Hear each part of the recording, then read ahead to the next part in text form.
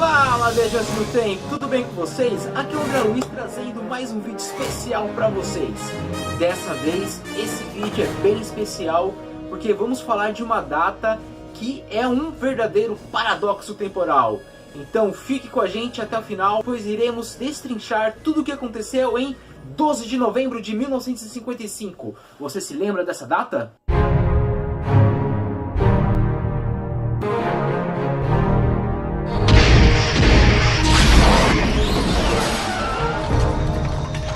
Essa data é tão especial que a cena final do relógio da torre, ela é repetida nos 3 filmes de Volta para o Futuro. De tão icônica que ela é. Ela tem o seu próprio começo e meio e fim. Isso, 12 de novembro de 1955. É incrível que o velho Biff fosse escolher logo essa data. Pode ser que aquele ponto no tempo inerentemente tenha algum tipo de significado cósmico, quase como se fosse um ponto de encruzilhada temporal na relação espaço-tempo. Mas pode ser apenas uma incrível coincidência. Então, em 6 horas da manhã, quando nós vemos o Martin chegando junto com o Dr. Brown, eles aterrissam ali atrás da placa. Esse evento acontece logo depois eles conseguirem descobrir que o Biff ele volta para essa data. Depois de 6 da manhã, eles acabam conversando lá e fazendo o plano, que no caso o Martin precisa seguir o Biff e descobrir quando que o Biff velho entrega o almanaque para o Biff mais jovem. 1h40 da tarde, o velho Biff ele chega em 1955. Por volta de umas 2 da tarde, o Martin ele começa a seguir o Biff mais jovem. Então, umas 2h05 da tarde é quando o Biff velho entrega o almanaque para o Biff jovem. Às 6h38 da tarde é quando o Biff velho finalmente vai embora para 2015. E aí tem uma curiosidade, né? Muita gente tem dúvida no que acontece com o Biff velho, né? Porque tem uma cena excluída que a gente vê o Biff velho sumindo. Mas esses detalhes eu vou deixar para um outro vídeo, senão esse aqui já vai se alongar demais. Mas resumindo, o Biff velho, spoiler! Morre em 1986, tá? Isso a gente vê nos quadrinhos do Biff to the Future. Mais pra frente eu vou trazer um vídeo falando só sobre isso, beleza? Continuando, depois que o Biff velho volta pra 2015, lá por volta das 8h30 da noite, a gente vê o Doc de 55 ajustando os cabos na praça de Hill Valley. E até o policial pergunta pra ele, né? O que você tá fazendo? Tem uma outra cena excluída, né? Que o Dr. Brown ele dá um suborno ali, né, para o policial não mexer no equipamento, senão ia estragar tudo, né? Ninguém poderia ver o DeLorean. Nesse mesmo horário, por volta das 8h50 mais ou menos, a gente vê o Dr. Brown de 85 chegando de bicicleta e encontrando com outro eu dele lá de 55, né, arrumando o cabo, e acaba entregando uma chave 3/4 para ele. E ele tem um diálogo bem interessante, né, dizendo que vai ter uma tempestade, pode ficar tranquilo, que não sei o que. E a frase que a gente que é fã, a gente eternizou, né, que nos vemos no futuro ou no passado. Por volta de 8h55 da noite, né, quase 9 da noite, é quando o Biff jovem ele chega lá no baile Encanto Submarino. E o Martin ele tá escondido lá no banco de trás do carro. E aí ele começa a seguir ele para tentar arrancar. Alguns minutinhos depois, umas 8h56, quase 9 horas, a gente vê o outro Martin, que no caso seria o Martin do primeiro filme, chegando com a Lorraine, dirigindo o carro do Dr. Brown e estacionando lá no pátio do colégio. Passa-se umas conversas ali entre o Martin e a Lorraine e umas 9 horas, umas 9h02, alguma coisa assim, por volta de 9 horas, porque o George ele acaba se atrasando um pouco, porque ele quis pegar e saber qual que era o horário exato, e é uma outra cena excluída também que a gente tem de Volta para o Futuro. O George ele chega para tentar salvar a Lorraine do Martin, só que já não é mais o Martin, né? A gente sabe que é o Biff e acabou chegando lá no meio tempo e quis tentar fazer coisas com a Lorraine, né, desnecessárias ali, e aí o George ele chega, né, bem nessa hora para salvá-la. Depois do soco, depois que eles já estão no baile, o Martin ele tá começando a tocar Earth Angel, um outro rapaz chega e toma a Lorraine do George.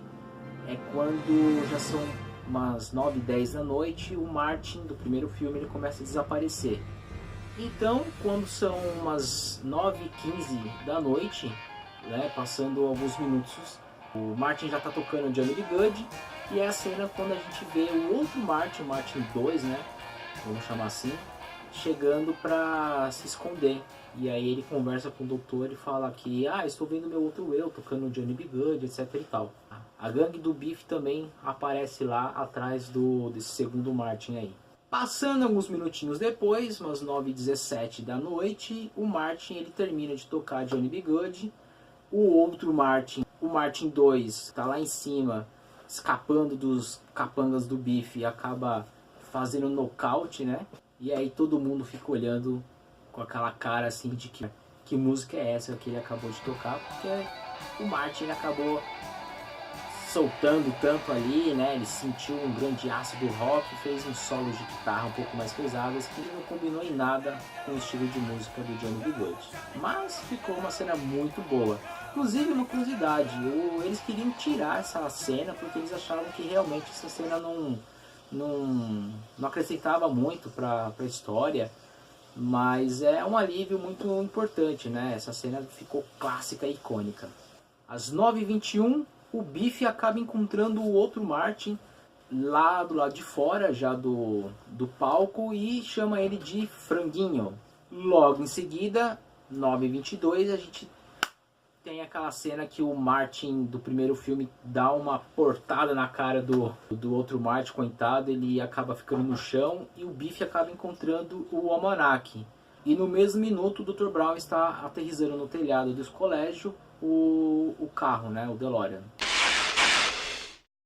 Passando uns 5, 6 minutinhos depois, a gente tem a cena do jovem Biff batendo no carro de esterco. Coitado, já é a segunda vez que isso acontece. Em De Volta para o Futuro 3 a gente vê ele, né, tendo um incidente com estrume, esterco, mais uma vez, né. Mais alguns minutos depois, eles aterrissam e o Martin ele queima o almanaque, fazendo a história voltar ao normal. Depois das 9h30 da noite, o Dr. Brown ele é atingido por um raio, e isso faz ativar os circuitos do tempo e faz o Dr. Brown voltar para 1º de janeiro de 1885, para a época do Velho Oeste. Os circuitos do tempo são danificados por causa que quando o Biff velho roubou a máquina do tempo, ele acabou indo parar em uma outra era. E aí, tentando descobrir ali como que funciona, ele acaba dando um murro no circuito do tempo, e isso acaba destruindo algumas pecinhas lá dentro do circuito do tempo e fazendo a máquina tendo aquela avaria que a gente vê no filme do De Volta ao Futuro 2, o doutor falando, droga, precisa arrumar isso daqui. E por causa dessa falha e por causa do raio, ele acaba sendo enviado para o Velho Oeste. Essas cenas do Biff indo para uma outra era, eu vou deixar também linkado aí para vocês verem depois do que eu tô falando. Isso saiu nos quadrinhos do De Volta para o Futuro que a Geektopia trouxe para o Brasil, volume 1. Se você ainda não leu, corre atrás porque são histórias bem legais. E como eu disse, eu já fiz uma resenha completa e uma comparação na edição brasileira com a edição americana. Dá uma olhada aí. Por volta de 9h32, quase 9h35 da noite, a gente pode dizer que apareceu o cara da Western Union entregando aquela carta de 70 anos, né, que o Dr. Brown ele deixou para o Martin, avisando para ele que ele estava bem, vivendo já bastante tempo no Velho Oeste e que tem as instruções lá que o outro doutor de 55 ia ter para conseguir consertar a máquina do tempo. A carta aparece 70 anos depois porque justamente quando acontece o raio que faz o Dr. Brown voltar no tempo, ali já acontece uma outra ruptura na linha do tempo e ela é modificada para a 7ª linha do tempo. Como eu falei, esses detalhes de linha do tempo eu vou fazer um vídeo explicando detalhadamente cada progressão disso daí, tá? Vai ser bem legal. Depois disso a gente já mescla com a linha do tempo do primeiro filme. Então às 9h55 da noite é quando o Martin chega, meio atrasado, segundo o Dr. Brown, né? E aí então, alguns minutos depois, o Dr. Brown ele já está ativando no circuito do tempo a data para mandar de volta o Martin para 1985. Às 9h58 é quando acontece da árvore cair e arrebentar o cabo, e quase 10 da noite o Dr. Brown ele já deu todas aquelas voltas subindo o Tribunal de Justiça de Rio Valley, chegando até o topo do relógio da torre. Então entre as 10 horas e esses minutos até chegar às 10h04 é uma sucessão de eventos, né? O Martin ele então volta pro DeLorean, liga ele, vai até o final da rua, ele chega, coloca o cabo, ele senta no carro, fica se lamentando, né, porque que ele rasgou a carta do Dr. Brown, porque ele, né, estava avisando que ia ter um incidente com os livros, os terroristas, e então o DeLorean ele para de funcionar, e enquanto isso o Dr. Brown ele está tentando arrumar o cabo lá, ele não consegue, ele puxa com força, ele consegue juntar de um lado, mas arrebenta do outro, e isso o clima vai ficando mais tenso. O Martin ele tenta fazer funcionar o carro, então ele consegue fazer funcionar o carro, mas antes ele acaba digitando que ele quer voltar alguns minutos mais cedo, né, para avisar o Dr. Brown.